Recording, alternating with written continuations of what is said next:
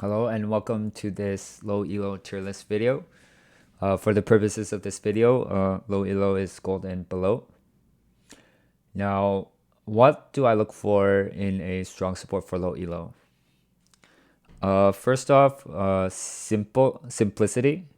I think that even though most supports are not difficult mechanically, typically the easier supports have a higher win rate in low elo. So the best champions in low elo are typically ones that are easier to execute. The next factor I like to look for is scaling.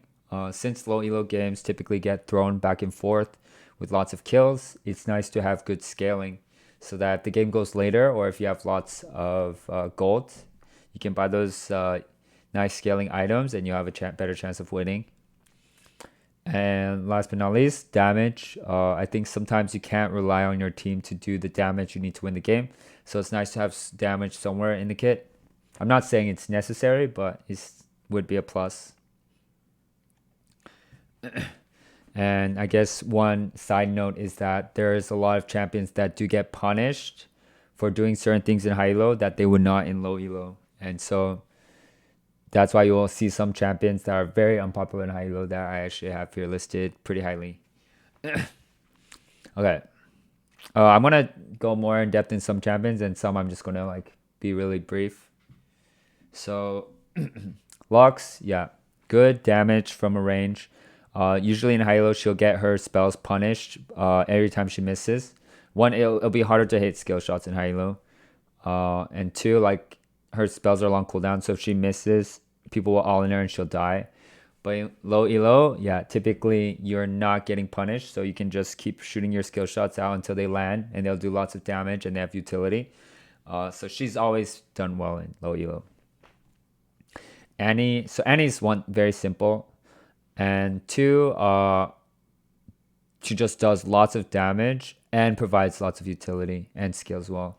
So an example of utility she provides is that she actually spawns a tank into the game. Tivers has like thousands of HP that people have to break through, sometimes more HP than your actual tank in the game. So even if your comp is lacking a tank, she can provide the front line and the damage. I think that's incredible.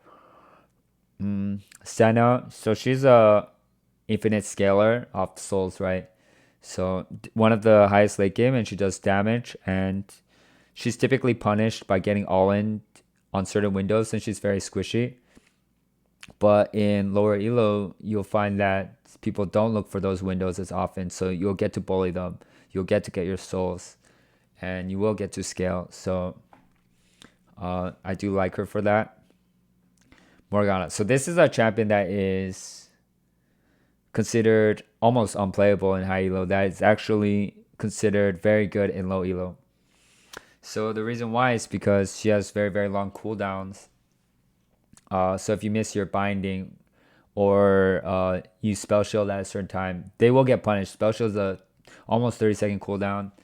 Engaged support spells will come up two or three times over before her spell shield comes back. But in low elo, typically people will engage or be afraid to engage because you have spell shields, and so they don't look for that double engage that would get you killed. And on top of that, a little bit easier to land the binding in. So she actually is pretty good in low elo. Blitzcrank. So Blitzcrank, what I like about him is that he will put everyone on the same page right away. Like it's you hook somebody, you kill that person, everyone kills that person. It doesn't take any coordination. It's just like everyone knows if somebody gets hooked, you hit them. One exception is, sometimes in low elo, you guys might accidentally just pull something random for the sake of pulling, and you might pull in like the 10k HP Scion into your team, but still, he typically performs well. Nautilus, again, very simple champion. Hook, focus the person you're ulting. I would say what he lacks of a little bit is scaling, but he makes up for it in having a pretty strong lane. Leona, another simple champion. The difference between Leona and Nas is Leona is actually weaker at level 1 and 2 But that window does not get punished as much in lower elo, so she will get to uh, get that level 3 spike that she really needs to become relevant. So that's why I have her in A tier as well. Also, just the CC is very straightforward on her. You just point and click stun. Same with Nautilus. So, I want to talk about Swain. So Swain is actually a level 6 spiking champion. Swain before 6 has a difficulty laning. However, if you just kind of play a little bit safe, I think it's rarely punished in lower elo, and you will get that level 6. And at level 6, you just run at them, and typically he's weak to getting kited, but a lot of people in lower elo don't know that you have to walk out the range of his ulti to make it stop, so then they'll just keep standing in it. So in return, you'll just never die, and you're stacking HP the whole game, infinite scaling, and yeah, this champion is just a monster in low elo, and you do damage. So I really like this pick for low elo. Amumu, yeah, this might be one of the easiest champions in the whole game, and he does a lot of damage. So yeah, just a straightforward engaging champion for low elo. It's not rocket science with Amumu. Sona, so Sona, yeah, very very good in low elo. She's very simple. All you have to do is press QWE, off cooldown, and then build the right items. It's you versus the shopkeeper. Like, just make sure you build Shreyas or Moonstone, depending on which one's good at the moment, and then get the correct ore items. If your team is AD, get the Ardent Censer. If your team is AP, get the Staff of Flowing Water. Like, as long as you don't mess up your build, you should win more than 50% of your games. No problem. Like, she just provides a bunch of free stats and to her whole team. One of the best scalers in the game, and you're not getting punished as hard early game for it. Even in low elo, you could even win lane with her if you max Q and harass. All right. Next up is Tarik. Now, Tarik's an interesting one. He's actually strong because people don't know how to play around him in low elo. Yeah, compared to high elo. Tarik's weakness, well, he gets bullied hard early lane, right? People will dodge or cleanse the stun. And when it comes to his ulti, people will just kite it out. They'll be like, okay, we'll bait out the Tarik ulti and we'll fight after. But in low elo, he gets to lane for free. And then in skirmish or with the ulti, people don't kite it out. They'll fight you hitting the invulnerability the whole time. So it's like you're really getting max value out of that ulti. He typically actually performs pretty well in low elo, which is interesting because I would say stun is one of the more difficult spells to land. All right, next up is Brand. This is just damage, scales well. You just kind of press all your spells and do lots of damage. And yeah, I mean, sometimes you can't rely on your teammates to carry the weight in terms of damage, and Brandon has a lot of it. Let's see, Soraka, I think she is not as simple as people make her out to be. She has to manage the extra resource, which is HP. Otherwise, like, if you just keep randomly spamming heal, you're just going to heal yourself to death, right? So that's kind of why I think she used to be more of an S tier champion in low elo, but now she's A tier. Besides that, like, she's not too difficult. Just bland Q if you can and heal people. Silence, like, sure, a well-timed silence can do a lot, but you can also just throw it for damage in low elo. It's fine. All right, Nami. Nami is very, very simple. Just, press E and W on the person that's fed on your team, and they'll do well. You don't even have to worry about landing ulti or Q. Those are hard to land skill shots. Don't have to worry about it. As long as you press E and W on the fed members and you build mandate, you're going to be impactful. Zyra. So Zyra is actually not that simple of a champion at the highest level. She has a high skill ceiling, but her skill floor is also pretty high, right? So all you have to do is like get some plants of some sort out there on the field and spawn them. And after ulti, make sure they're enraged, right? And you'll do lots of damage. I think particularly in lower elos, plants seem to be ignored almost. Like it's not like it's like they can't even see them. So they're just running through so many plants, taking so much damage. Not to mention like the root is a little bit easier to land. It's a slow skill shot, but yeah, since it's lower elo, people reaction time will be a little bit worse, so it's easier to land. Let's see, Seraph, another brand Lux style situation here where it's just lots of damage, and you don't get punished when your poke spells are down, so you can kind of just keep fishing for poke. Yeah. And I have Milio here. He's new. He's actually very, very easy, I would say. One of the easiest champions in the game. I would call him the new Janna because Janna is not actually as easy as Milio. And he does more. Yeah. His shield, Janna has 1, Milio has 2. His W, Janna's a slow. Milio is just like a range increasing, healing, passive refreshing buff that follows the allies for you.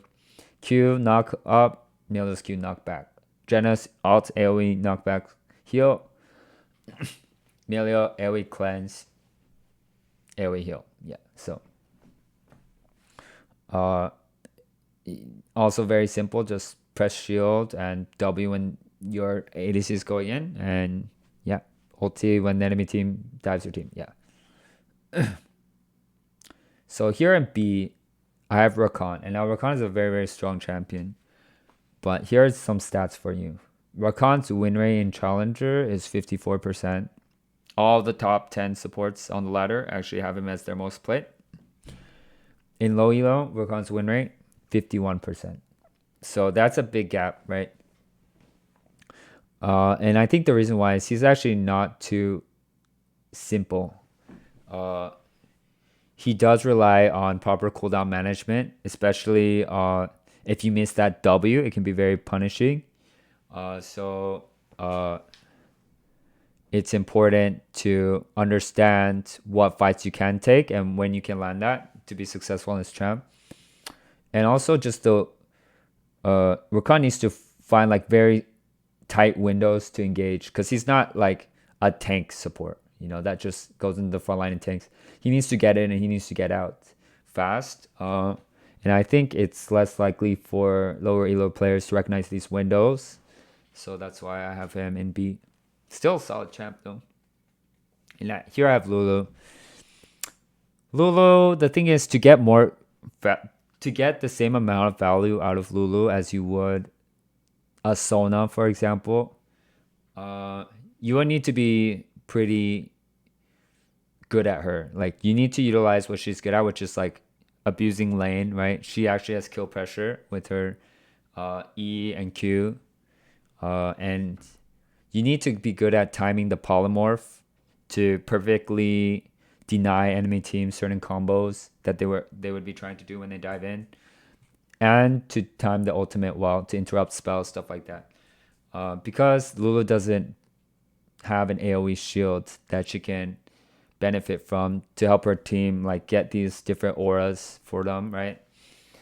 She does rely more on the mechanics of the champion versus just the items. So Thresh, I have Thresh here. He's a very good champ. He's I would say the most difficult support to play, and so and difficult for your team to utilize as well. Thresh specialty, punishing in lane, right? Finding the kill windows and getting the kills. Trading flashes early, getting the kills on the flash blown. Vision control and roaming. Yeah, Thresh needs actively thinking about the map. He needs denying enemy team vision, properly placing your own wards. These are all very important things for a Thresh to have good impact on the game. And that lantern spell is so good, but if your team isn't going to click it, then what good is it for, So I have Thresh and B for that reason. Let's see. For C tier, we have Alistar. Alistar seems like a simple champion, but he's actually quite difficult. One, it's easy to mess up combo for a newer player. Yeah, it doesn't I don't know, some people just like headbutt them away and then pulverize like a second layer. I don't know. I see it messed up all the time. You need to have creative angles, Alistar. You can't just run at them straight head on and just expect to be able to combo. Typically, a good Alistar will be able to find angles from behind them to headbutt them into their team. Or be really good at snap second decisions like flash WQ in the heat of a team fight. Like, for that reason, I don't really recommend him for low elo. Let's talk about Karma. So Karma is actually, in my opinion, the most difficult enchanter because of how she relies on snowballing through the early game, through a very strong laning phase into heavy skirmishing and roaming playstyle. Since she gets her ultimate at level 1, not level 6, right? I would say in Karma, really reliant on making sure you land almost every Q in lane. You have to be really good at tethering that W without taking too much damage. So that means being able to match movement. Like if they walk forward, you walk forward with the W. If they walk backwards, you walk backwards with the W, right? That's kind of movement matching is hard to do. And just also just knowing how to choose mantra in a situation, 3 different situations or 3 different abilities for 3 different situations can be hard for players. So I actually don't recommend her to low elo. For Pyke, Pyke is actually another similar to Thresh, where he needs to punish in certain windows in lane. Like you want to look to all in as soon as possible and trade summoners and look for kills. As well as understanding your damage output, like knowing what's a kill and what's not in an all-in on Pyke is very, very important. Because if you don't, then you'll miss out on certain kills that a better Pyke player would get. And his ultimate requires a certain amount of patience to it that I feel like loyal players would lack. Like, for example, you need to wait for certain spells to be down, like flash or dashes, before you ulti. But I see a lot of them just ulting and, oh, they had flash or blink. Like, guess my ultimate's just wasted. Wasted quadra kill in your face, you know? Next up is Bard. Bard is just a weak laner. He actually scales quite well. He is a weak laner, so you'll get bullied by stuff like Lux or Xerath. And then, how does he get out of his weak lane? He roams. He roams to other lanes. One, that takes a certain amount of map awareness. 2, like, are you gonna roam to like Billy Bob's lane in silver and hope he carries you, like, or plays it properly? I think it's kind of hopeful to think that way. Renata, what I don't like about Renata, she does lack damage. Yeah, you can say, oh, if you 4-man ulti, sure, you have damage. Like, you're ulting. One, that's kind of an unreliable way to carry, and 2, yeah, I just think you would also have to time it well. I think she's actually quite a skillful support. So, and she has high mana costs as well, so you have to deal with managing high mana costs, high cooldowns, you know, all these like impactful spells that need to be timed properly. It's like W and ulti. I think it's quite difficult to play her. Braum, I also have here because of lack of damage. Yeah, he has 2 damage spells. Like in low elo, I feel like that's inexcusable to only have 2 damage spells. Q and ulti. Who's going to carry then? He's an anti-dive champ too, so you only really pick him in certain drafts. Janna, this is going to be a probably okay. Sorry. For Janna, I feel like this could be a hot take, but it could also just be a lukewarm take. I think for Janna mains, I think they will understand why she's here. She used to be a very simple champion that scaled well, and you just press shield, build the right items, you win the game. Maybe cancel some stuff with Tornado or ulti, yeah. But now she has like decaying shield, which means you have to time the shield properly or else you will lose value on it. And there was a version of Janna where you would just max W, you just press on them and you get value. They got rid of that too. They actually moved all of her power into Q. So Janna now is just all about tornado and like charging in the bush and hoping it lands and roaming with it, roaming on Janna, yeah. And making like that's why Janna top is a thing. They just roam with the tornado. And it just doesn't belong bottom, I think, because or it can't compare to like other enchanters. Her lane is too weak, and it's not like she gets scaling benefit for having a weak lane. Her scaling is actually not very good as well because the shield decays now. And I mean, ultimate, it's kind of hard to time properly in a fight because it's a channel. I think it's often best used as just a pure heal, but if you can use it to interrupt the knockback, great. But I don't think she's actually more difficult for that reason. The fact that she has to rely on timing the Q and the knockback well, compared to like a Sona that just presses W or Q or something. I have her love for these reasons. Zilean, I actually think Zilean's not too easy. He scales well, he does damage. He's a little bit difficult to know how to play because one, the bombs aren't too easy to land, and two, he does have combos, different combos depending on the situation.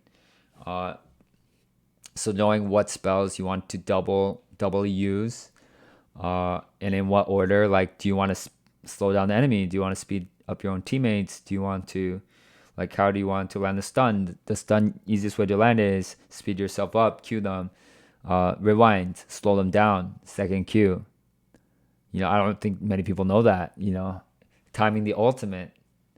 These are all things that Zilean has to think about. It's not too simple. All right, so here on D, this one will be controversial, but I have Yumi. So people probably think, oh, Yumi is so easy. Like, why is she D? Ease of execution is good. Like, you don't have to worry about anything, positioning. Well, one, I just think it's bad to play Yumi because it doesn't actually teach you how to play the game. Fundamental stuff like where to position in lane, stuff like that, she doesn't need to think about, right? But the other reason why she's bad in silver is she's only as strong as your best player, right? She's only as strong as your ADC, because now you have to attach to ADC only as your best friend. So if you're, let's say, Iron attaching to Iron, like the best you're going to be is Iron. You're going to be stuck in Iron, right? So unless you plan on attaching to your Smurf friend from Challenger, like I would not recommend Yumi. Okay, so my last, here in F tier, only because her pick rate is actually pretty high in low elo, is Misfortune. You guys are probably thinking, wow, but you said good champion low elo is simple and it does damage, and Misfortune is simple and she does damage. Yeah, but the problem is with MF, she's very, very easy to kill, and her cooldown on her E, which is what support MF max is, right, is very long. So there's a lot of downtime where you're just useless, and you just don't provide much to your team. So I have her down in F. Thank you guys so much for watching this tier list video, and have a good rest of the day. Bye bye.